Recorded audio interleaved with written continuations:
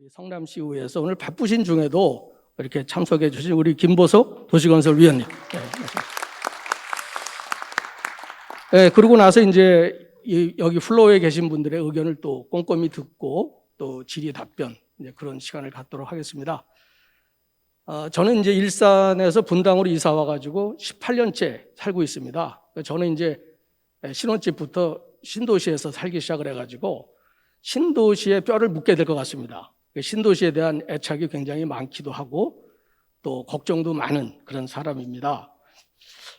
제가 이제 이렇게 여러 번 토론을 하면서 보통 주민협의체 혹은 주민들의 대표는 대개 모시지를 않습니다. 그런데 제가 이제 이번 일기 신도시는 국가가 혹은 성남시가 공공이 스스로 만들어갈 수 없다. 일기 신도시 주민들이 참여하지 않는 일기 신도시 재건축은 별로 의미가 없다. 이렇게 제가 이제 말씀을 드려서 오늘 두 분의 이제 그 대표격 되시는 분들이 이제 참석하셨는데 저는 이제 이 법적 한계도 누가 뛰어넘어야 되냐면 여기 계신 시민 여러분들이 일기 신도시 주민 여러분들이 뛰어넘으셔야 됩니다. 우리 전문가들은 거기서 가교 역할을 해 드릴 뿐입니다. 그렇기 때문에 여러분들이 오늘 여기 오신 만큼 많은 이야기를 저희들한테 좀 해주시고 또 그걸 저희가 듣고 또 이런 부분은 어떻게 될 것이다 이런 얘기를 좀 하도록 하겠습니다. 다시 말해서 일기 신도시 분들의 주민분들의 의견을 수렴하는 그런 시간을 갖도록 그렇게 하겠습니다. 이미 이제 일기 신도시 재건축에 대해서는 여야가 지난 대선에서 거의 다 합의를 한 상태죠. 그렇기 때문에 이거는 안 갈 수가 없습니다. 그런데 고질적인 게 뭐냐 하면은 뭐 나쁘다는 의미에서 고질적인 게 아니라 계속 여운으로 남는 게 뭐냐면 수도권에서 뭘 한다 그러면 수도권 외에 있는 지방에서는 이거 문제가 많다. 균형 발전 논리를 따져가지고 또 발목을 잡는 경우가 종종 있습니다. 그런데 저는 이번에 여야 국회의원들께서 신도시 특별법을 공동으로 이미 다 발의를 했고 그래서 여야가 합의만 되면은 신도시 특별법은 빨리 통과가 될 것이다 이렇게 생각이 되고 또 그렇게 해 주리라고 믿습니다. 근데 오늘 여기가 토론에 있어가지고 중요한 관점은 뭐냐 하면은 이 일기 신도시 재건축은 도시계획, 도시개발 지난 70년 동안의 도시개발, 도시계획의 파라다임을 완전히 바꾸는 그래 새로운 마치 도시계획의 종교혁명, 도시계획의 산업혁명과 같은 것입니다. 그렇기 때문에 아마 국토부에서도 이거를 그냥 섣부른 대책을 내놓기는 조금 부담이 되지 않았나 이런 생각이 들어서 오늘 토론회에서는 여러분들의 의견, 여러분들이 제가 처음 말씀드린 대로 일기 신도시 주민들의 열정 그런 것들이 반영이 될 수만 있다면은 여러분들이 생각하고 또 여러분들이 미래를 또 후손들에게 물려줄 그러한 일기 신도시 대책이 나올 것으로 저는 판단이 되고 더군다나 우리 성남시 민선 8기 성남시 우리 신상진 시장님께서 5개 일기 신도시 중에서도 처음으로 이런 토론회를 정책 토론회를 열게 해주셔가지고 일기 신도시 주민들에게는 아마 큰 힘이 될 것으로 생각이 됩니다. 이제 준비하는 시간을 제가 드리기 위해서 약간 말씀을 드렸고요. 먼저 우리 이혁주 교수님 토론 시작해 주시겠습니다. 서울과기대 이혁주 교수입니다. 저는 용적률에 대해서 말씀을 드릴 텐데요. 그냥 직접 들어가겠습니다. 여기 그림에서 보듯이 건축비를 제외하고 얘기가 어렵습니다. 대단히 죄송합니다. 이 부분은 제가 능력이 안 돼서 한 거니까 죄송 좀 하고요. 그러나 말씀을 이렇게밖에 드릴 수 없다는 점 대단히 유감스럽지만 양해 부탁드립니다. 여기 그림에서 보듯이 건축비를 제외하고 서울 아파트 값은 계획가와 현재의 그 계획가와 문재인 정부가 각각 책임져야 할 부분으로 나뉩니다. 그런데 문정부가 정부 대책을 주택 수요 관리 중심으로 가져갈 수밖에 없었던 것은 집권초 집값이 높았을 뿐만 아니라 집값의 구성이 기이했기 때문입니다. 왜 그런지 보겠습니다. 이게 사실 용적률 문제의 핵심이라서 그렇습니다. 전문가들도 사실 잘 지적을 하지 않습니다.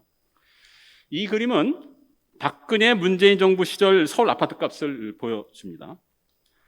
문정부 출범 후 2019년 12월까지 모두 19차례 정부 대책 발표가 있었습니다.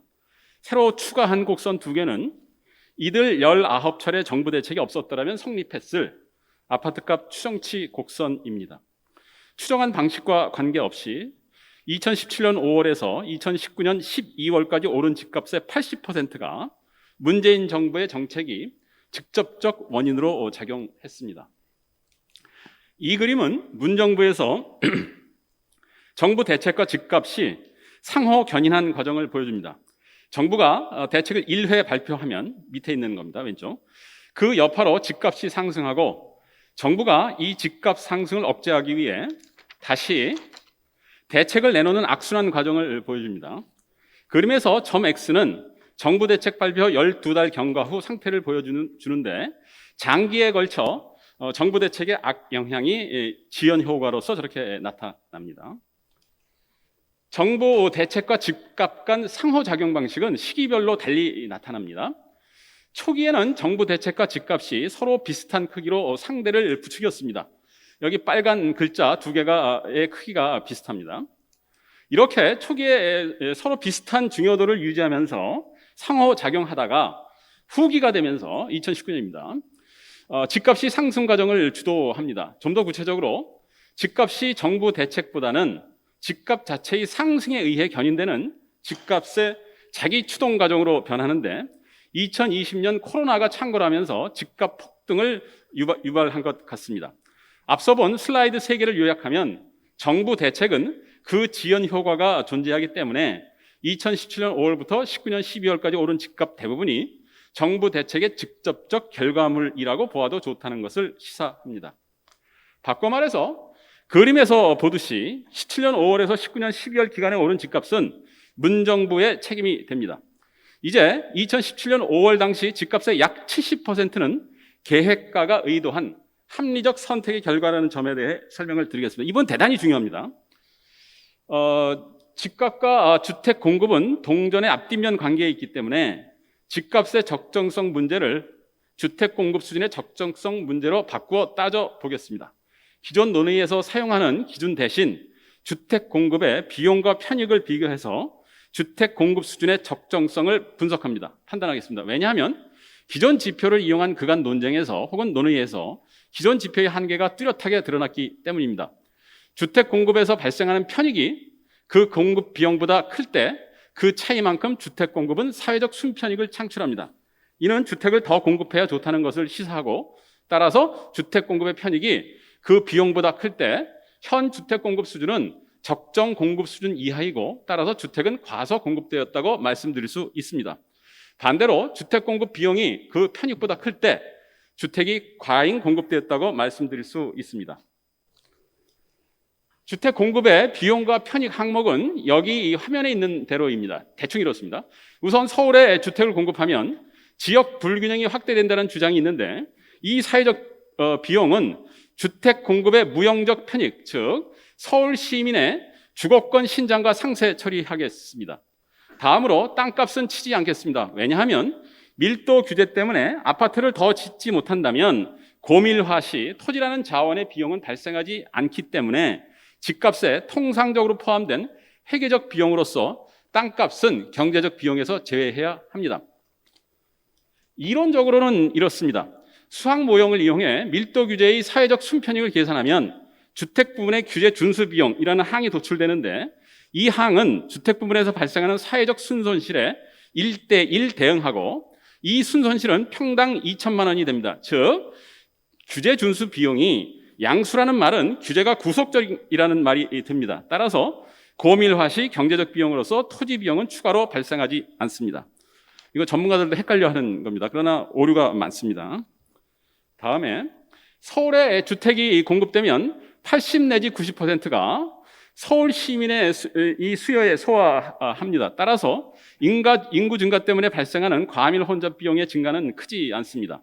뿐만 아니라 수도권의 분산해서 주택을 공급하는 것에 비해 서울에 공급함으로써 가장 필요한 곳에 공급함으로써 교통비용을 절약하는 측면도 있습니다. 고밀화로 인한 경관 비용, 훼손 비용 역시 계획가들이 우려하는 것만큼 큰 것 같지는 않습니다. 북한산 옆 은평구 어떤 아파트들이 아파트 단지 사례인데 이것을 고밀화해 여기 아파트들이 북한산을 전혀 조망할 수 없게 된다 할지라도 단지 내 아파트 가격이 2017년 기준 평당 40만 원 하락에 불과합니다. 따라서 주변에 주는 피해 역시 금액 기준 생각만큼 크지 않다는 점을 알 수가 있습니다. 결국 과밀 혼잡 비용, 경관 비용은 집값에 비해 상당히 작다라고 이야기할 수 있습니다. 따라서 실제 사회적 비용 곡선은 계획가의 인식 사회적 비용 곡선보다 상당히 아래에 있고 현재 집값에 작지 않은 부분이 실제 하지 않는 사회적 비용으로서 계획가의 상상 속에 존재하는 사회적 비용으로서 집값의 75%는 계획가가 주택의 소비와 보유를 억제하기 위해 부과한 벌금, 즉 관련 분야 전문가들이 얘기하는 피구비한 텍스가 됩니다. 피구의 조세가 됩니다. 이 벌금은 최선의 혼잡 통행료와 비교했을 때 제도의 목적, 부가액 산정 방식이 똑같습니다. 아울러 주택 공급의 사회적 편익이 그 사회적 비용보다 매우 크기 때문에 그에 비례해 주택 공급이 매우 부족하다는 말이 됩니다. 이게 18번 요거 그 다음에 19는 19요. 이 벌금은 담배에 부과한 벌금과 비슷한 크기입니다. 계획가는 주택을 담배만큼 나쁜 죄와 취급을 합니다. 담배는 안 피우면 되고 혼잡 통행료 벌금은 피할 수 있는 방도가 있지만 주택은 그럴 수도 없고 크기도 비할 바가 아닙니다. 계획가는 좌이건 우이건 진보이건 보수이건 공공의 이익을 위해 공히 이 벌금을 대체로 지지합니다. 이것이 우리의 현실입니다. 보수와 진보는 각각 박원순 시장과 박근혜 대통령 때문에 집값이 비싸졌다고 비난하지만 2013년 11월에서 2017년 5월까지 주택가격은 주택벌금 기준 집값의 최소 64%, 최도 73% 사이에서 변동하는데 그림에서 점 A, B 간 수직거리에 불과합니다. 또한 그 변동 원인이 되었던 규제와 정책을 예년 수준으로 보관하면 보통의 계획가, 보통의 시장주의자, 보통의 주택 전문가, 그리고 진보 계열 등이 지목했던 원인이 사라지고 없어진 바로 그 자리에서 밀도 규제의 영향은 산천의구하게 됩니다. 집값 높은 것이 투기 때문이라고 해도 진보계열 학자들이 주장하는 겁니다. 투기가 설명할 수 있는 것은 집값의 10%에 불과합니다. 저기 보이시죠? 또한 전체 기간 가운데 절반은 투기가 없었기 때문에 평균적으로 투기의 영향은 제로입니다. 이게 86년 공식 통계 나온 이후에 일관되게 관찰되는 서울시 집값의 특성입니다. 그렇다고 가구수 증가, 소득 등 수요축 요인도 높은 집값을 잘 설명하지 못합니다. 왜냐하면 서울에서 아파트 공급 상한 규제가 유연하게 운영되었을 때 건축비가 집값에서 차지하는 비중이 여기서 보는 것처럼 크게 낮아지기 때문입니다. 실제로 미국에서 1880년대에서 1980년대까지 100년 이상 인구와 소득이 많이 증가했음에도 집값은 대공황 시기 침체기를 제외하면 일정한 수준이었습니다. 그렇다고 과밀 억제 권역의 지정, 안전 진단 기준 강화 등 여타 공급 규제 때문이라고 보기도 어렵습니다. 이들 규제는 공급 상한 규제가 아니고 주택 재고의 조정 속도에 영향을 주는 공급 규제 요인입니다. 영향이 전혀 단기적 영향이 없다는 뜻은 아닙니다. 문정부에서 투기 때문에 집값이 높다고 오판한 잘못이 있습니다. 그러나 서울 집값이 높은 것은 기본적으로 과밀 혼잡, 경관훼손, 투기, 서울 비대화를 억제하기 위해 지난 수십 년 동안 집값의 70% 내외로 주택 벌금을 부과한 계획가의 편향과 무지 때문입니다. 계획가는 주택 공급의 사회적 비용을 과장하고 그 편익을 과소평가합니다. 그 결과 최적의 주택 공급 수준이 H 스타가 아니라 그보다 많이 부족한 H 제로라고 생각을 합니다.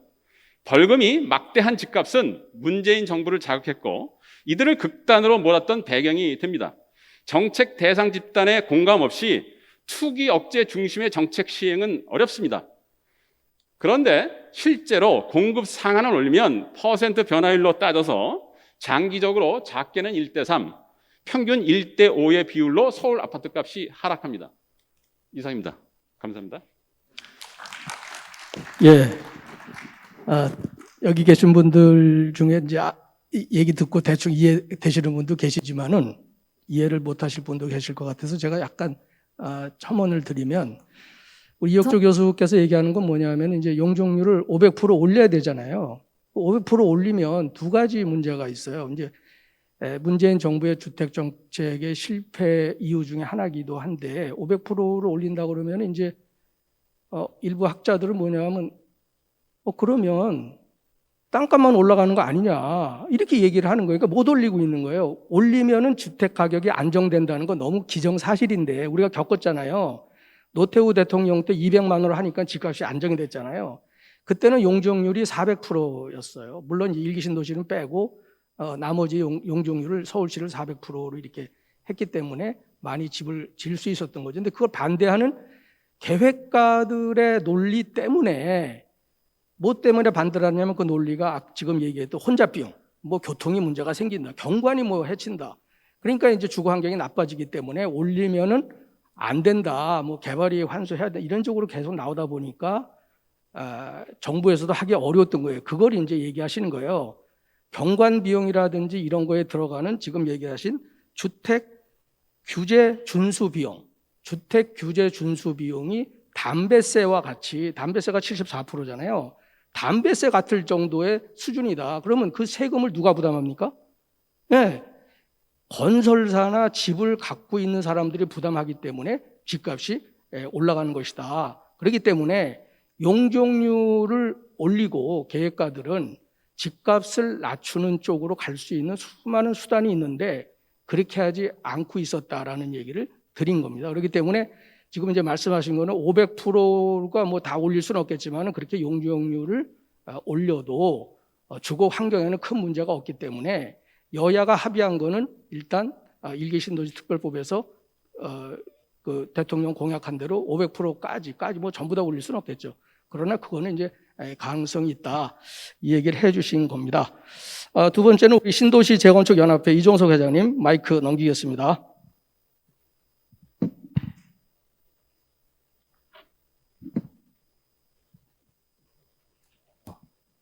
이종석 회장님. 그걸 여셔야 돼요.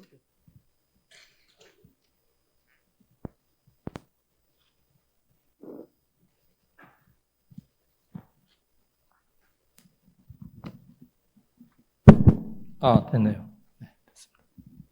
감사합니다. 안녕하십니까. 저는 시범단지 주민입니다. 주민들의 목소리를 좀 더 명쾌하고 명료하고 그리고 또 목소리를 크게 내기 위해서 단체 신도시 재건축 연합회를 이끌고 있습니다. 저는 이종석입니다.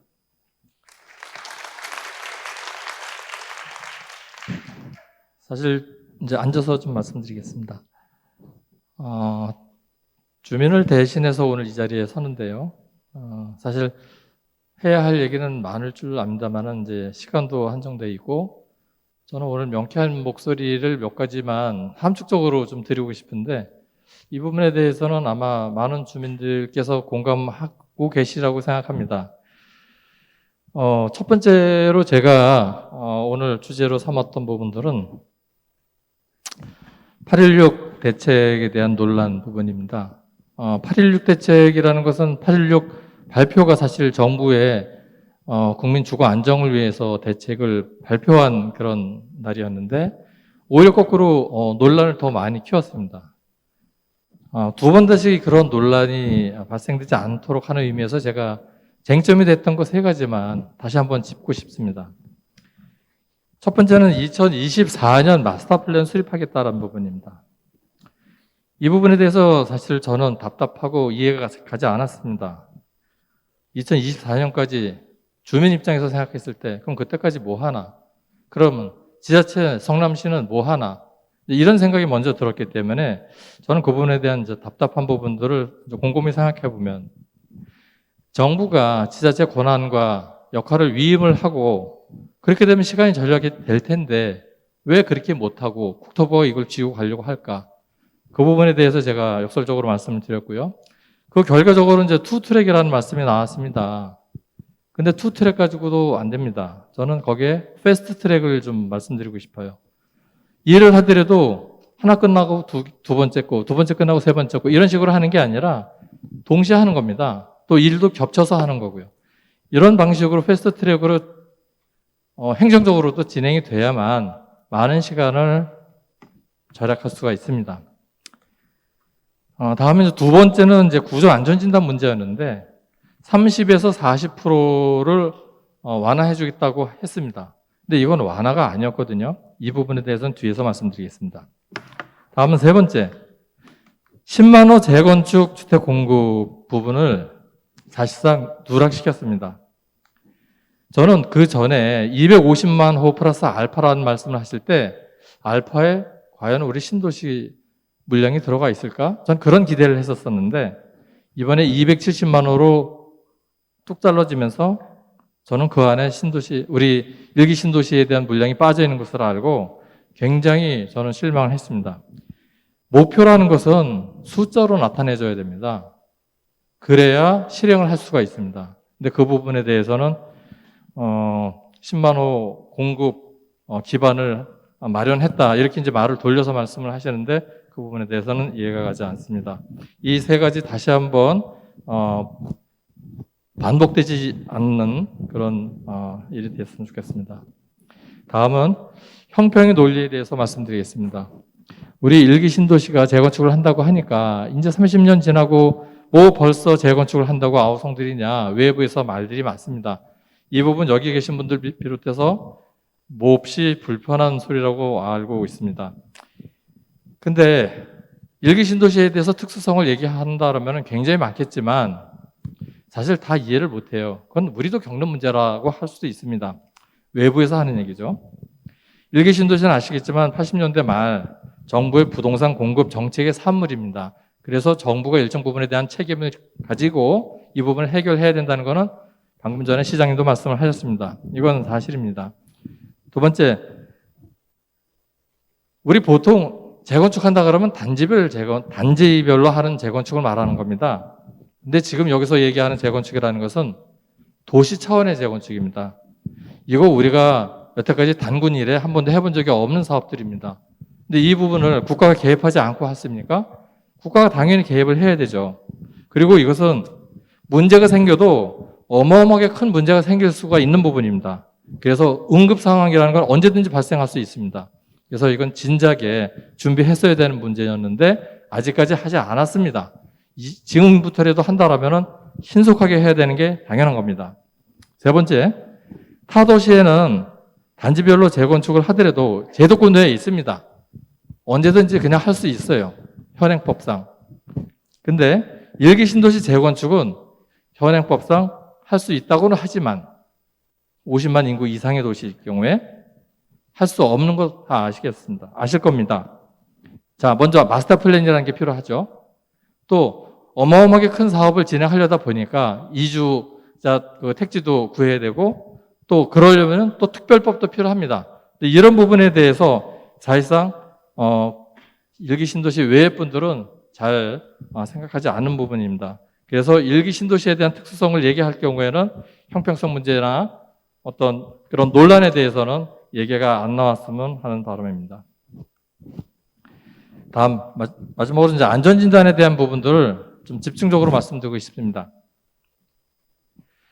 아마 기억하고 계실지 모르겠지만 2018년도에 정부가 안전진단에 대해서 기준을 정상화하겠다고 하고 발표를 했습니다. 왼쪽에 아래에 보시는 것이 2015년도에 그 전에 있었던 그 안전진단에 대한 기준입니다.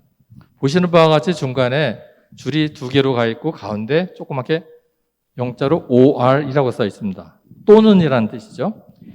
이렇게 해서 결국은 주거 환경 중심의 안전 진단을 하겠다라고 2015년도에 만들었던 것을 마치 이게 잘못된 것이냐 2018년도에 2월 18일 보도자료를 통해서 오른쪽 맨 끝에 있는 그림으로 바꿨습니다. 이 부분을 제가 좀 더 설명드리겠습니다. 보시는 바와 같이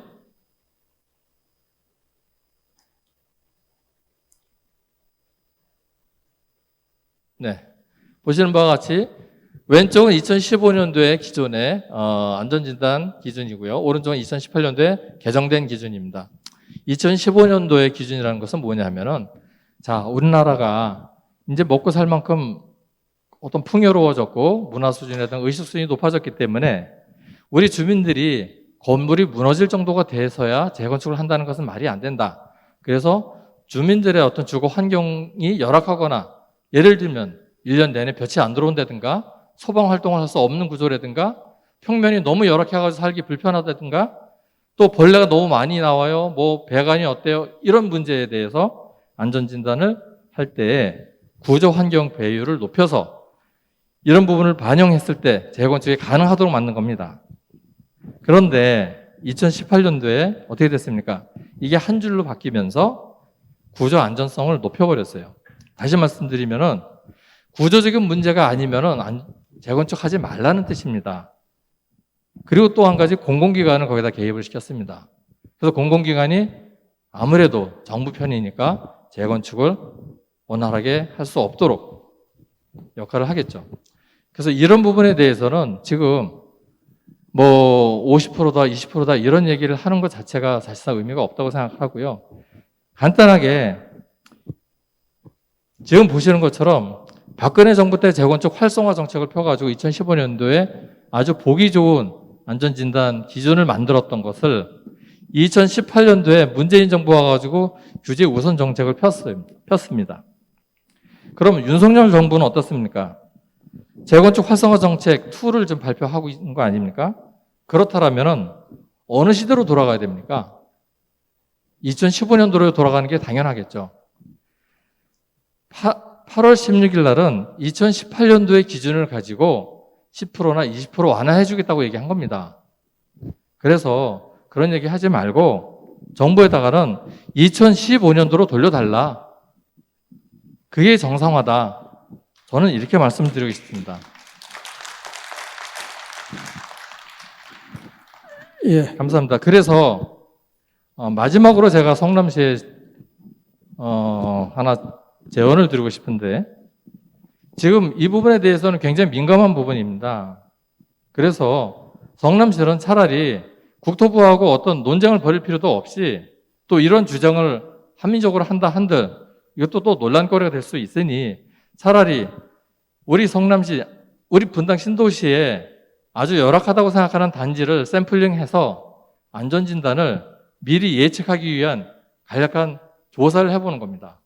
이게 과연 A가 나올지 C가 나올지 D가 나올지 한번 해보자라는 거죠.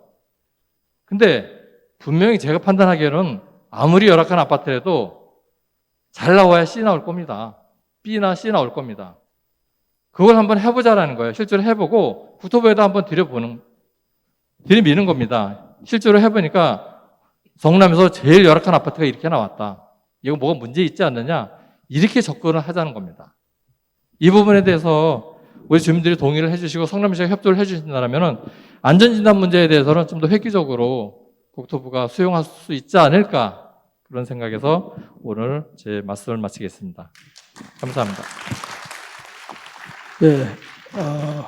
박근혜 시대로 돌아가자 그러니까 박수가 크게 나오시는 걸 보니까 20% 안전진단 뭐 그 얘기 하시는 것 같아요. 그래서 저희 이제 전문가 집단에서는 사실은 저도 일기 신도시 살고 있기 때문에 이게 이제 30년 되잖아요. 그러니까 이제 문제가 생길 것이다 해가지고 정부의 여러 학회에서도 그렇고 여러 루트를 통해서 얘기를 했습니다. 이거 준비를 해야 된다. 그래서 이제 김연아 의원이 이제 2019년도에 그걸 발표하게 된 게 이제 시작이었고 또 성남시에서는 이거 하려고 그러면 뭐 돈이 필요하잖아요. 그러니까 이제 지난 12년 뭐 민주당 정부에서 시민들이 여러 번 얘기했던 게 제가 알기로도 뭐 적립금 같은 게 좀 있어야 된다. 뭘 하려면 돈이 있어야 되지 않습니까? 그런데 뭐 지금 곳간이 바닥에 나 있는 그런 상태이다 보니까 지금 주민들에게 좀 부담이 이렇게 되는 것 같습니다.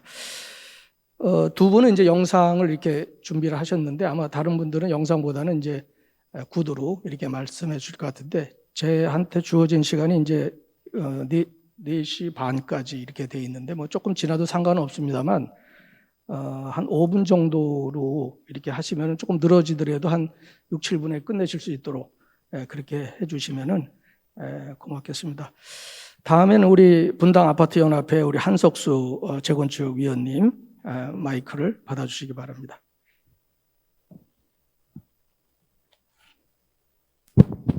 네, 분당 아파트 연합회 재건축 추진위원 한석수입니다. 앉아서 말씀드리겠습니다. 1기 신도시 5개 지역 중에서 29만 가구가 되는데요.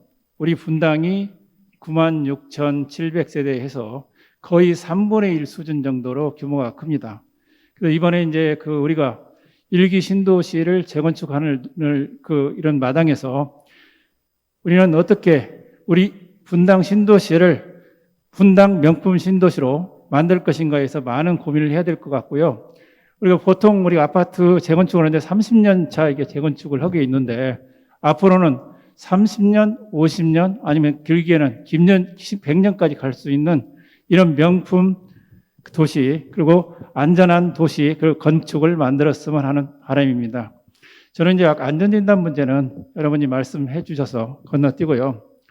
용적률 문제인데요.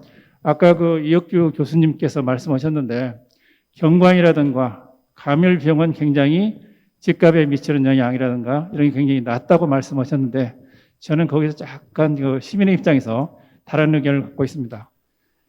예, 보통 500%, 300% 말씀하셨는데 우리 분당이라는 게 굉장히 쾌적하고 어딜 봐도 산이 다 보이고 교통도 편리하고 이래서 이제 분당을 선호하는 면도 굉장히 많은데 이게 과밀화되고 앞뒤가 꽉 막혀 있으면 굉장히 답답하지 않을까 이런 생각을 합니다.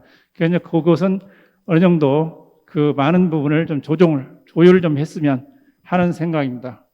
그리고 이제 우리 주민들이 개발하게 되면 개발이익 환수 문제가 있는데요. 이것은 이제 여기에서 보면은 초과이득 소득세 또 임대주택 공급 비율, 기부 체납 여러 문제가 있습니다. 이런 부분이 이제 과도하게 주민들한테 많이 돌아가면 우리가 재건축을 진행하는데 많이 어려움이 있을 겁니다. 이런 부분도 많이 생각해 주셔야 될 것 같습니다. 또한 이제 가장 중요한 부분이요. 이주대책 문제인데요. 자, 어떤 분이 3기 신도시로 우리 이주하겠다 이런 말씀도 하셨는데 그것은 이제 3기 신도시로 이주하면 좋은데 실질적으로 3기 신도시에 이주할 수 없는 분들이 굉장히 많습니다. 그러면 주변으로 흩어져도 굉장히 그것도 뭐 일부 수요일 거고 이제 그런 차원에서는 우리 분당에는 저층 뭐 빌라 단지라든가 저층 아파트들이 굉장히 많습니다. 이런 단지를 먼저 개발해서 그 세대를 좀 세대 여분을 가지고 이주 대책을 조금 분산시키면 훨씬 낫지 않을까 이런 생각도 해봅니다. 그래서 지금 아파트 같은 경우는 보통 성남시가 배관 문제라든가 이런 것을 많이 지원을 해서 대부분이 아파트는 급수 문제 배관은 전부 다 교체를 했습니다. 그런데 빌라 단지나 소규모 아파트는 단위 면적의 밑에 배관은 똑같아요, 면적이. 그런데 그러다 보니까 주민들의 부담이 굉장히 많다 보니까 배관도 교체를 못한 열악한 상태에 있습니다. 근데 여러분들 먼저 살짝 교체를 해서 뭔가 올려주고 먼저 개발을 하게 되면 아파트 주민들이 이주하는데 많은 도움이 되지 않을까 이렇게 생각합니다. 네, 감사합니다. 네, 우리 한석수 위원님은 용적률이 너무 높아지면은 분당이 갖고 있는 쾌적성이 떨어지지 않느냐 이런 이제 반론을 제기해 주셨고 나머지 부분은 먼저 오늘 토론 내내 나오는 이제 개발이익 환수, 이주자 문제, 그다음에 빌라 단지 소규모 아파트의 주거 환경 문제를 얘기해 주셨습니다. 제가 약간 이제 순서를 바꿨는데요.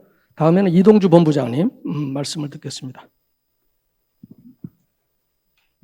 안녕하십니까. 한국주택협회 이동주 본부장입니다.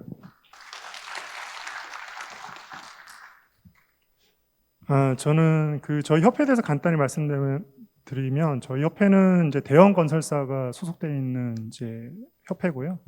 저희 대형 건설사가 주로 이제 정비 사업을 좀 주로 많이 하고 있습니다. 그래서 제가 그동안 이제 정비 사업 쪽의 제도 개선 쪽으로 많이 일을 했었고, 그 가운데서 이제 좀 문제점과 경험을 통해서 지금 일기 신도시에 좀 몇 가지 간략하게 말씀을 드리겠습니다. 크게 세 가지를 좀 말씀드리고 싶은데요. 첫 번째로는 이제 최근에 분당 신도시를 보니까 이제 개별적으로 리모델링을 좀 추진하는 단지들이 있어서 그 리모델링에 대한 한계점을 좀 간단히 말씀드리고, 그리고 세밀하고 좀 체계적인 마스터 플랜을 좀 수립하기 위해서 그냥 단순하게 뭐 정비 계획, 지자체에서 수립하는 정비 계획이 아니라 좀 더 뭔가 디테일한 그 정비 계획을 위해서 디지털 트윈을 좀 구축할 필요가 있다는 제안을 좀 드리고 싶고요. 세 번째로는 지금 현재 이제 국회에서 입법 중인 이제 법안들이 꽤 있는데, 과연 이 법안들의 어떤 재정 방향과 여기에 대한 좀 문제점이 없는지 거기에 대해서 좀 간략하게 말씀드리겠습니다. 첫 번째로 일기 신도시의 경우는 이제 재건축을 통해 추가로 이제 확보할 수 있는 여유 용적률이 낮습니다. 그래서 거기에 또 재건축 관련해서 규제가 좀 있어서 지금 뭐 일기 신도시에서는 재건축보다는 리모델링 사업으로 좀 추진되고 있는데요. 제가 분당 신도시를 좀 보니까 분당 지구단위 계획에 따른 아파트 단지의 여유 용적률이 평균 한 1.6%에 좀 불과해서 아마 그래서 리모델링으로 우선 좀 추진하는 단지들이 있는 것 같습니다. 아시다시피 그 리모델링 같은 경우는 그 공사비가 재건축 대비 한 90% 이상 수준에 좀 달하고 있는데, 실질적으로 그 입주자의 만족도는 굉장히 낮습니다. 공급적인 측면에서 봤을 때도 리모델링은 주택의 수가 좀 제한적이고, 공공의 어떤 기여적인 측면에서 보더라도 임대주택 및 소형평형 수요에 좀 부합하지 못하는 점도 있고요. 또 최근에 그 층간소음 강화를 위해서 그 바닥 충격음이 두껍게 이제 설계될 수밖에 없는데, 이 리모델을 통해서 할 경우에는 오히려 그 층고가 낮아질 수밖에 없는, 또 평면 개선에 또 한계가 있는 이런 여러 가지 문제점들이 있습니다.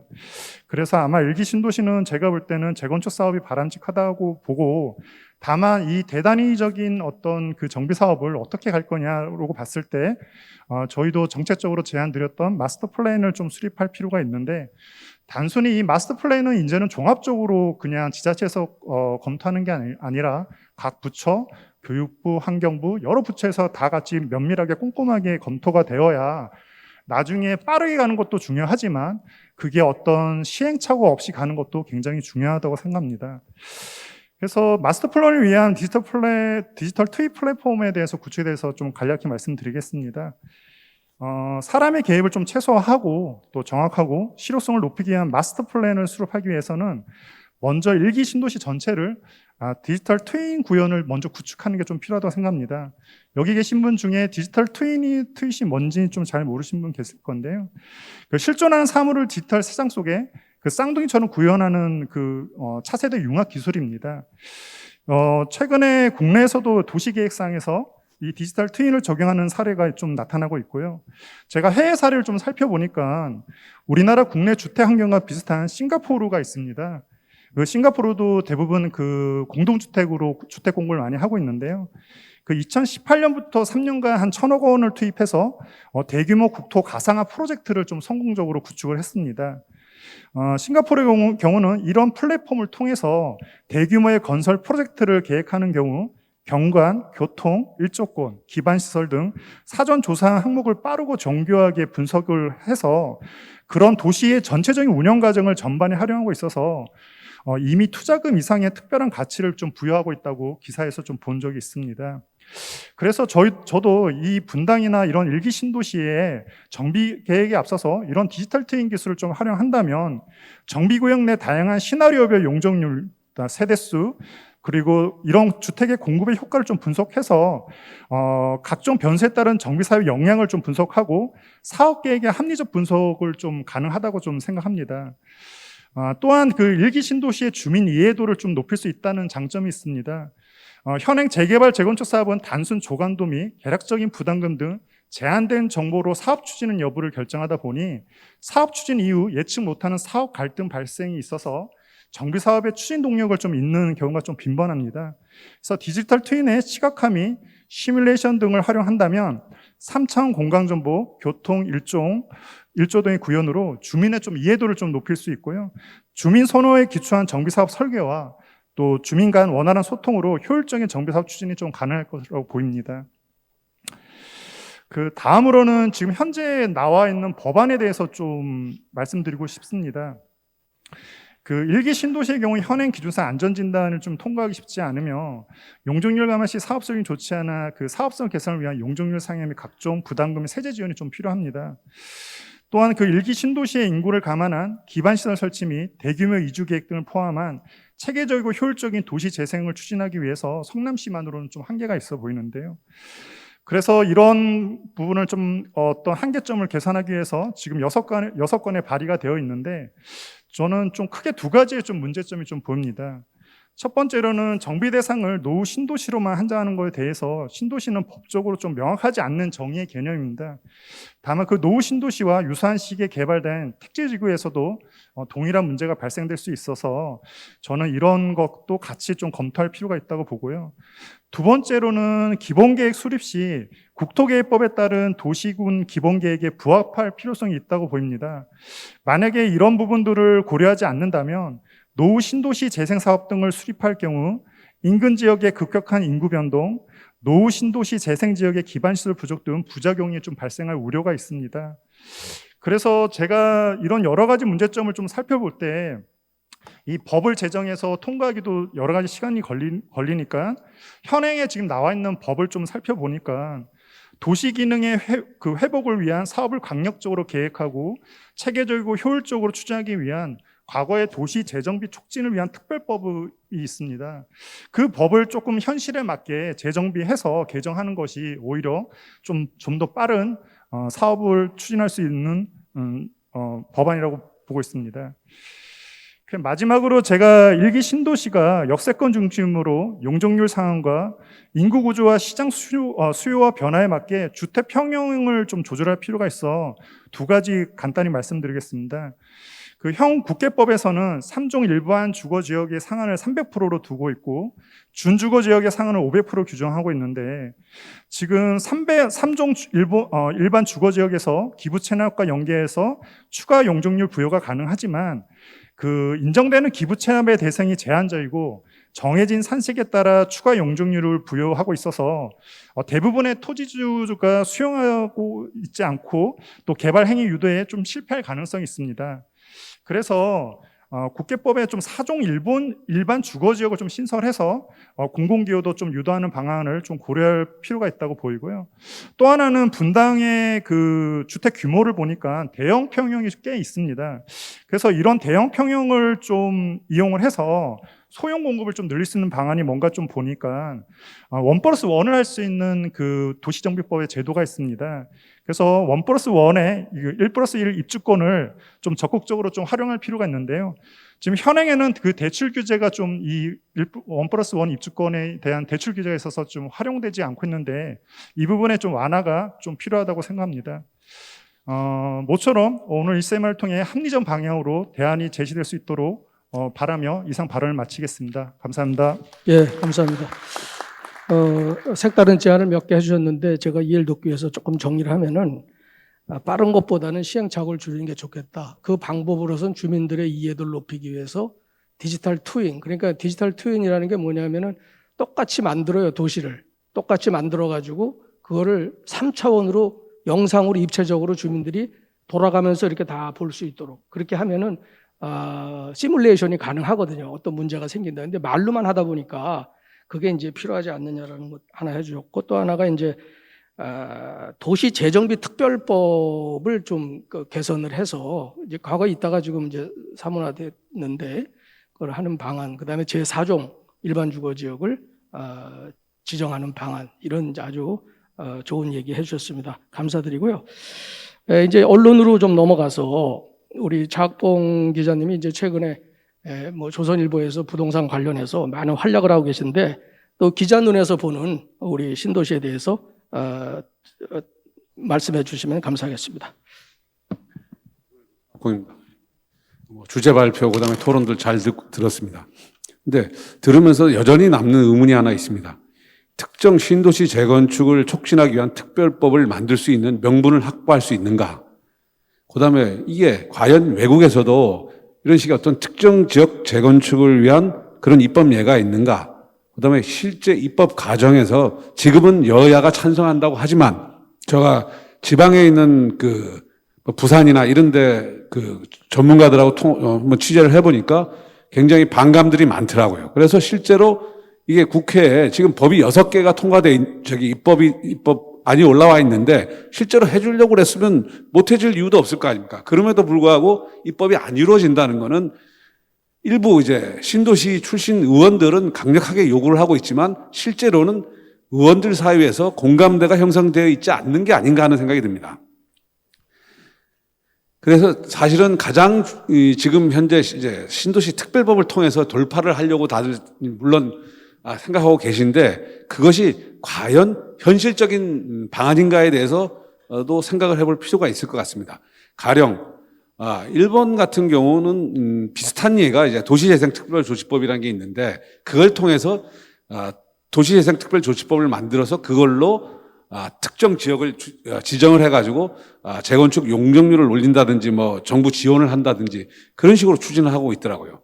그런 의미에서 보면 전략 자체가 어떤 입법 과정 자체, 입법 전략 자체에 좀 숙고할 필요가 있을 것 같습니다. 그리고 지방에서 이제 얘기를 하는 게 뭐냐면, 일기 신도시가 건축 30년이 지났습니다. 그래서 분명히 노후화되고 주차장 문제가 있고 여러 가지 문제가 있습니다. 근데 다른 지방에서 보면 어떻게 하냐면, 신도시에 지금 아파트 주거 수율이 최소한 상위 10%는 된다. 그 이상은 된다라고 주장하는 분들도 많더라고요. 그러면 이분들을 어떤 설득할 논리가 있어야 될 것 같습니다.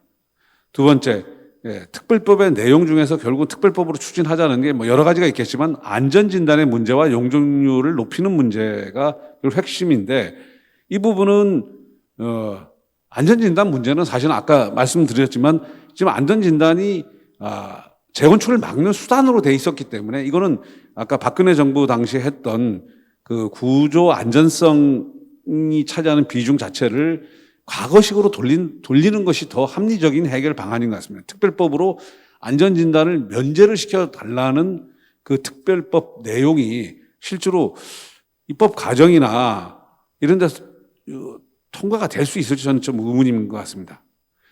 두 번째, 그 다음에 안전진단에 있어서 이제 국토부가 관여하는 사항이 있는데, 어쨌든 이것 또한 이제 말이 안 된다고 봅니다. 이게 보면 보통의 경우 지방자치단체의 아파트 재건축과 관련된 최종 권한은 결국은 지방자치단체장이 갖고 하는 게 맞습니다. 그러니까 규제의 정상화라는 측면에서 법을 고치는데 특별법보다는 이런 식으로 국토계획법이라든지 다른 법을 고치는 게 더 현실적인 상황인 것 같습니다. 그다음에 용적률 상황과 관련해서 저희가 서울시에서 신통 기획을 놓고 이렇게 보면은 서울시가 용도 지역을 바뀌어가지고 뭐 일반 주거 지역을 뭐 준주거 지역이라든지 아니면 상업 용지로 바꿔서 지금 뭐 하는 경우가 많이 있거든요. 그러니까 이거는 굳이 물론 아까 쉽지 않지만 지방자치단체에서 이거는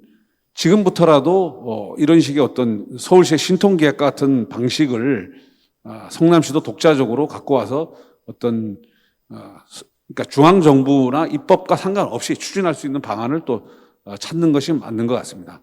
그다음에 개발 이익 환수가 가장 역시 큰, 실제로 이제 추진하다 보면 서울시도 신통기획이 제일 문제가 뭐냐면 임대주택 문제가 결국은 이제 많은 걸림돌이 되더라고요. 많이 뭐 늘려주는데 서울시에서는 결국은 용적률을 높여주는 대신에 임대주택을 통해서 다 결국 어느 정도 이제 환수를 하겠다는 입장이거든요. 그래서 그 부분에 대해서 사실은 이 성남시나 아니면 재건축하는 주민들 입장에서도 그렇게 간단하게 뭐 정부가 법을 바꿔준다고 해서 추진될 수 있는 사항이 아닐 수도 있는 것 같습니다. 그다음에 또 제일 중요한 문제는 결국 주민들의 이해관계에 합치되는 문제인 것 같습니다. 둔촌 주공아파트 지금 최근에 뭐 여러 가지 지금 논란을 빚고 있는데 결국 뭐냐면 주민들의 이해관계가 결국 재건축 사업이라는 게 정부 사업이 아니고 주민 사업인데 주민들 간의 이해관계가 지금은 다들 같은 것 같지만 이제 아마 재건축 시작하시다 보면 그 상당한 이해 갈등이 있어가지고 그 부분에서 아마 정부가 아무리 빨리 해줘도 제대로 추진되기가 쉽지 않을 것 같습니다. 그리고 외국에서 이제 신도시를 이제 개발한 사례를 보면 우리처럼 한꺼번에 입주하는 식의 신도시 방식이 없었어요.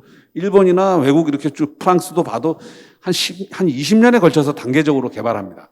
그래서 지금 이제 일단 분당, 일산 다 신속한 재건축을 원하지만 사회가 변화하면서 필요한 어떤 기능이나 이런 것들이 한 10년 후에 우리가 생각하지도 못했던 기능이 꼭 필요한 경우도 있고 그래서 일본에서도 신도시를 보면 천천히 개발한 신도시가 오히려 지금에 와서는 가장 살기 좋은 신도시 이른바 명품 신도시로 개발되고 있어요. 그러니까 우리가 분당의 미래를 정말 50년, 100년 후의 미래를 생각한다면 10년 내로 다 끝내겠다. 이런 것보다는 속도에 대한 어떤 필요 기능들이 변할 수 있으니까 그런 부분도 염두에 두면서 어떤 컨센서스를 만들어가는 게 필요하다고 봅니다. 그리고 아까 정부가 지금 이 신도시 재건축에 대해서 굉장히 좀 소극적으로 보이는 이유가 부동산 가격을 자극할 수 있다. 이런 논리 때문인 것 같은데 아시다시피 지금 부동산 가격이 이제 침체기로 들어왔습니다. 그리고 어떻게 보면 좀 더 지나가면 굉장히 부동산 가격이 폭락할 수도 있어요. 그래서 어떻게 보면 그 신도시 재건축을 적극적으로 정부 입장에서도 추진할 수밖에 없는 그런 시기가 올 수도 있을 것 같습니다. 외국의 사례를 보더라도 신도시를 재건축하는 이거는 사실은 우리처럼 이제 집값이 주민들이 알아서 신도시를 재건축하기 또 나서면 사실은 좋은 거예요. 왜냐하면 이미 30년, 40년 전에 만든 도시에서 필요했던 기능들이 굉장히 부족한 기능이 많습니다. 지금 이미 고령화 시대가 되면서 일단 시니어 세대를 위한 편의시설, 그 다음에 직주 군접형 시설, 이런 거 굉장히 부족할 거 아닙니까? 그러니까 그런 거는 어떻게 보면 재건축을 정부가 막을 게 아니라 부동산 침체기가 돼서 재건축을 필요해도 재건축 자체가 안 되는 상황이 올 수도 있다고 봅니다. 그런 측면에서 어쨌든 이 신도시의 미래를 결정하는 거는 중앙정부나 입법 예도 있겠지만 결국은 이 도시계획을 최종 결정되고 그러니까 이걸 새로 만드는 게 아니라 어차피 있는 도시를 개조하는 사업이기 때문에 이거는 결국은 중앙정부 차원이 아니라 분당, 성남시 차원에서 그 계획들을 갖다가 지금부터라도 그건 중앙정부와 상관없이 성남시 의회도 있고 성남시에서 먼저 계획들을 세우고 발표를 하고 추진하고 그런 과정을 밟는 것 자체가 아마 중앙정부가 지금 생각하고는 마스터 플랜의 시발점이 될 것으로 보입니다. 어쨌든 신도시 재건축은 결국은 시간 문제, 결국 할 수밖에 없는 건데 얼마나 체계적이고 계획적으로 할 수 있느냐 이런 것이 중요할 것 같습니다. 그래서 성남시가 오늘 토론회를 개최하는 것도 그 어떤 출발점이 될 것 같습니다. 감사합니다. 예, 역시 언론 쪽에서 오셨기 때문에 전국 또 전 세계를 이렇게 보시면서 이게 과연 되겠나, 명분이 있는가, 이제 그래서 아마 국회의원들이 따로따로 법안은 냈지만은 또 그 안에 가서는 수도권 의원들하고 지방의원들하고 이게 수렴이 안 될 것이다. 그렇기 때문에 차라리 시장이, 지자체장이 권한을 가지고 서울시처럼 그렇게 밀고 나가면 그게 더 빠르지 않겠냐. 이런 아주 도움이 되는 그런 말씀을 해주셨고, 또 한 가지는 뭐냐면은 과연 이게 추진이 되면서 이제 주민들 간의 이해관계가 첨예하게 될 텐데, 국가에서 빨리 열어준다고 해서 지지부진하지 않겠냐 그런 사례가 많다 그런 얘기도 해 주셨습니다. 예, 감사드리고요. 다음은 이제 좀 법적인 차원에서 우리 정원 변호사님은 또 부동산 관련되는 그 법률에 아주 정통이십니다. 그래서 지평에 우리 정원 변호사님 모시겠습니다. 큰 박수 부탁드립니다. 예, 오늘 주제 발표와 토론 내용 상당히 의미 있는 그 내용들이 많았고, 그 지적된 사항도 그 우리 분당 그 신도시 재건축에 있어서 사실 고려해야 될 사항들이 상당히 많은 것 같습니다. 방금 그 제 바로 앞에서 토론해주신 차학봉 기자님의 지적도 사실 상당히 의미가 있는 사항들이 많습니다. 우리나라와 같은 이런 방식으로 그 대규모 개발을 하는 사례를 사실은 찾기가 어렵습니다. 한국 지금 1기 신도시 자체가 그 택지개발 촉진법이라고 하는 이런 방식으로 급속하게 도시를 건설을 했고요. 그 이후에 이제 시간이 경과해서 또 그 당시 건설된 도시를 다시 한번 또 재건축해야 되는 이런 상황 역시 사실은 세계에서 아마 우리나라만 지금 겪고 있는 문제인 것 같습니다. 그래서 이 부분에 관해서 그래서 이제 어떠한 입법 방식을 도입해서 해결해야 되는 것이 정말 숙제라고 생각하고요. 근데 모든 분들이 말씀해 주셨지만 일단은 노후 신도시 문제에 국한한 문제가 있을 수 있고, 그 다음에 재건축에 대한 여전히 불합리한 규제들이 좀 남아 있습니다. 그래서 그 푸는 방법들을 잘 해나가야 될 것 같습니다. 많이 지적하신 것처럼 안전진단 문제는 당연히 지금 예전 규제 방식으로 돌아가는 게 맞습니다. 우리 재건축에 관해서 사실 이제 도시 및 주거환경정비법, 도시정비법에서 규정하고 있는 것보다도 이제 원래는 그 전에 그 규율을 하고 있고, 지금도 정비사업 외에 다른 법의 일반법으로 적용되는 그 집합건물법, 그 집합건물법에도 보면 재건축의 요건 자체가 그 건물 자체 노후도 또는으로 되어 있습니다. 또는 재건축을 그 함으로써 얻게 되는 효용이 재건축에 들어가는 비용보다 현저히 높은 경우, 이렇게 병렬적으로 구성을 하고 있거든요. 그래서 이와 같은 안전진단 규제는 지금 현행 방식은 사실은 재건축 규제하기 위한 그 안전진단이고, 우리 현재 도시에 필요한 수요를 충족하는 데는 부적당한 방식입니다. 그러니까 부동산 규제를 보면 우리나라 규제 방식의 좀 문제점이 규제를 하고 싶은 부분을 정확히 솔직하게 말하지 않습니다. 그러니까 안전진단 규제를 통해서 재건축을 억제하겠다는 게 사실은 하고 싶은 이야기인데, 재건축 억제한다는 얘기는 안 하거든요. 그 안전이 문제 있는 건물을 재건축하는 것이 재건축의 본질이기 때문에, 그래서 안전진단 기준을 정상화한다라고 하는 그런 것을 사용하고 있는데 사실은 맞지 않죠. 대표적인 분양가 규제 방식도 사실 분양가 상한제는 가장 직접적인 방법인데, 원래는 그거보다는 사실 우리가 훨씬 선호했던 분양가 규제 방식은 허그의 분양가 심사였죠. 사실 그 분양 보증 제도를 이용한 그와 같은 우회적인 규제 수단을 우리 정부가 지금까지는 사실 선호해 왔습니다. 그래서 저는 이런 부분은 좀 솔직하지 않고 투명하지 않은 규제이기 때문에 안전진단 문제는 반드시 풀어야 될 것 같고요. 재건축 문제 역시 지금 재건축 초과이익 환수구 문제가 가장 좀 심각한 것 같습니다.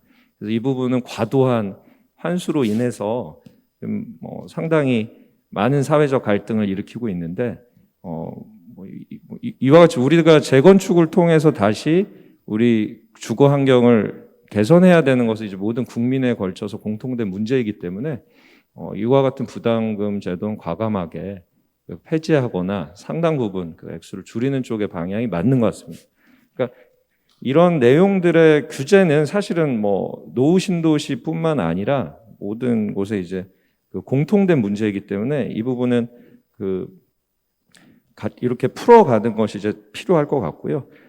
아까 말씀해 주신 내용 중에 특히 이제 분당 지역에 대형 평형이 있기 때문에 1+1 그 분양을 활용해서 소형 공급을 늘리는 방법도 좋은 아이디어라고 생각합니다. 사실 이 부분 1+1 분양이 가능했던 것이 이제 분당 충분히 가능한 지역이기도 하고요. 저도 제가 이제 반포 주공 아파트 소송을 제가 맡아서 진행을 했었는데, 근데 이제 그쪽도 지금은 사실 상당히 인기가 과거에 비해서는 떨어졌어요. 1+1이.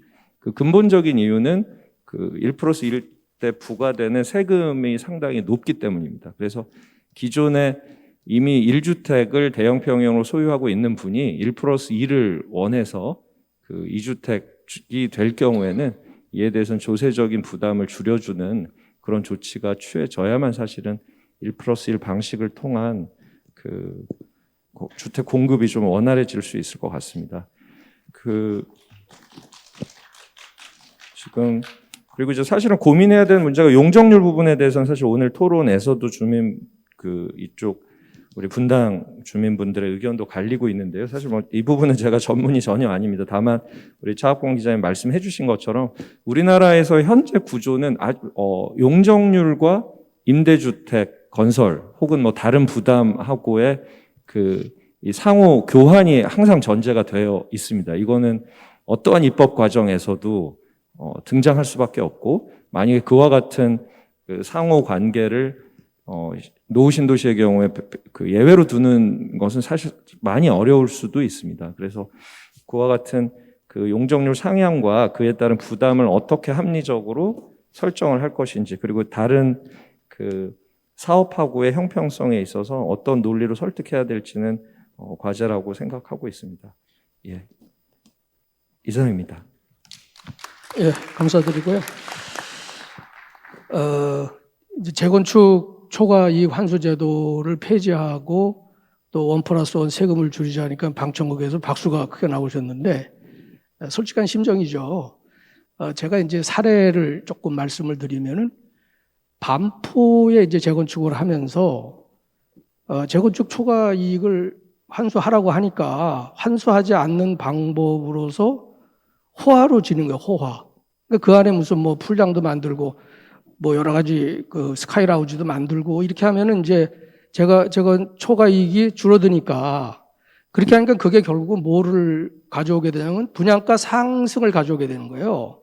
그래서 집값을 올리는 그런 문제가 발생이 된다 그래서 이제 제가 몇 가지 그 논문이나 책에서 그걸 발표한 적이 있는데, 아마 이번에는 이제 그 집값을 올리면 안 되니까 그런 부분에 대해서도 주민들하고 조금 협의가 이제 그런 필요한 것으로 그렇게 보여집니다.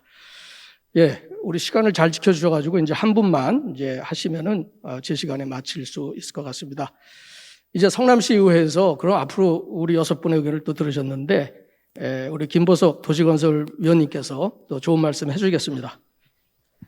안녕하십니까. 성남시의회 김보석 의원입니다. 성남시의회가 1기 신도시 재건축 위에서 해야 할 일이 있다면 첫 번째는 규제에 대한 이야기일 것입니다. 규제를 대폭 완화하고 규제라는 개념에서 지원이라는 개념으로 탈바꿈되어야 한다고 생각합니다. 계획 기준에 유연함을 갖기 위한 것입니다. 1기 신도시 재건축에 있어서만큼은 법이 규제의 기능이 아닌 지원의 기능을 해야 한다 생각합니다.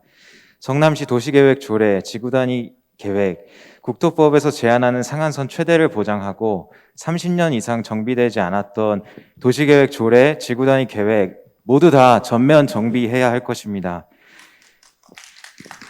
분당 단독주택의 경우 2종 일반으로 상향하고 기반시설 여건에 의해 용도 상향이 불가능한 지역에 한해서 국토계획법 상한에 준하는 도시계획 조례 지구단위 계획 변경을 요청하는 청원이 이번 시의회에서 진행됩니다. 슬럼화, 소외되는 지역이 없도록 단독주택, 빌라단지, 아파트 모두 다 최대한의 용적률을 받을 수 있도록 분당 지구단위 계획과 성남시 도시계획 조례는 규제를 대폭 완화하는 조치를 선행해야 할 것입니다. 지구단위 계획과 도시계획 조례가 지금까지는 개발이 되지 못하도록 막는 역할을 해왔습니다. 이제는 개발이 될 수 있도록 지원을 해주는, 바탕이 되어주는 역할로 바뀌어야 할 것입니다. 또한 1기 신도시법이 제정된 후에 도시계획 조례가 변경되는 것이 아니라 동시에 조례가 변경될 수 있도록 해야 할 것입니다. 두 번째는 정비 계획에 대한 말씀을 드려야 할 것입니다. 재건축 가이드 역할을 할 수 있도록 해야 합니다. 중앙정부의 정비 기본 방침, 지자체 정비 기본 계획이 있습니다. 재건축 지원 TF팀 구성 추진을 해야 합니다. 성남시가 사업성과 공공성을 갖춘 개발 가이드를 먼저 제공하고 사업 추진에 있어서 모든 지원을 해야 할 것입니다. 기획 단계에서부터 자문그룹과 실무 워킹그룹 그리고 주민 참여 그룹이 함께 이루어져야 합니다. 정비계획 가이드, 건축계획 가이드, 정비사업 절차 프로세스 관리, 처음부터 끝까지 지원할 수 있는 시스템을 성남시가 만들어야 할 것입니다. 정비계획과 지구단위 계획이 통합으로 계획되어서 사업 기간을 단축할 수 있습니다. 정비사업 전담 특별분과위원회를 통해서 쟁점별로 집중 검토하고 그 위원회의 효력을 본회의의 효력만큼으로 두고 건축, 교통, 환경, 통합심의위원회의 통합심의를 통해서 사업 기간을 단축할 수 있도록 할 수 있습니다. 시의회도 이를 위해서 모든 지원을 해야 할 것입니다. 제가 마지막으로 지원에 대해서 지금 두 가지를 말씀드렸습니다. 규제 완화와 가이드의 역할을 해야 한다고 말씀드렸습니다. 이 두 가지 지원의 목적은 첫 번째로 다양한 지역별 주민 요구사항 반영을 담아낼 수 있어야 할 것입니다. 기획 단계에서부터 자문그룹과 실무 워킹그룹, 주민 참여그룹이 함께 해야 한다고 말씀드렸습니다. 규제 완화의 실효성을 높일 수 있도록 맞춤형 대책도 강구되어야 할 것입니다. 두 번째 목적은 미래 도시를 담아낼 수 있도록 해야 할 것입니다. 1기 신도시 재건축이 도시 경쟁력을 높이는 결과를 낳아야 할 것입니다. 건축 설계 가이드에 혁신적인 디자인 지원이 있어야 할 것이고, 이는 미래교통, 미래에너지, 4차 산업혁명, 기후변화, 인구구조 변화 모두 다 담아내야 할 것입니다. 또한 공공시설 통합관리 시스템을 통해서 예측 가능한 공공시설을 계획하고 공공시설을 입체적으로 활용할 수 있는 방안이 심도 있게 연구되어야 할 것입니다. 다양한 생활 SOC, 공원, 보행통로, 체육시설, 주차장 모두 다 효율적으로 개발될 수 있는 그러한 도시를 만들어야 할 것입니다. 세 번째로 신속하게 진행될 수 있도록 해야 할 것입니다. 개발이 필요한 지역임에도 계획과 설계가 지연되지 않도록 정비계획 수립 단계에서 공공성과 사업성의 균형을 갖춘 가이드라인이 미리 제시되고 모든 사업 추진의 과정에서 신속한 사업 추진을 지원할 수 있도록 해야 할 것입니다. 그리고 마지막으로 네 번째는 소외되는 지역이 없이 1기 신도시 재건축이 이루어져야 할 것입니다.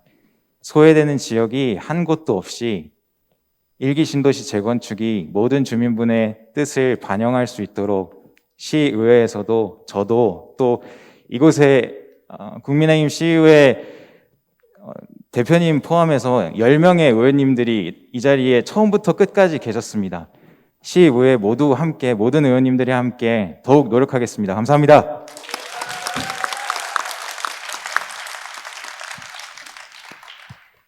예, 김보석 의원님이 보석 같은 말씀을 많이 해주셔가지고 박수를 많이 받으셨는데, 뭐 여기 계신 의원님들을 대표해서 뭐 지원하겠다, 완화하겠다, 최상향으로 가겠다, 신속히 가겠다, 뭐 더 할 말이 없을 것 같습니다. 그래서 아마 오늘 주민들께서 많이 오셨지만은 뭐 상당 부분이 갈증이 조금 해소되지 않았을까, 그런 말씀을 생각을 해보면서 여기 계신 주민들께서도 이제 오래 기다리셨는데 이 얘기 좀 하고 가야 되겠다 하시는 분들은 손을 들고, 예, 마이크를 갖다 제가 지목하겠습니다.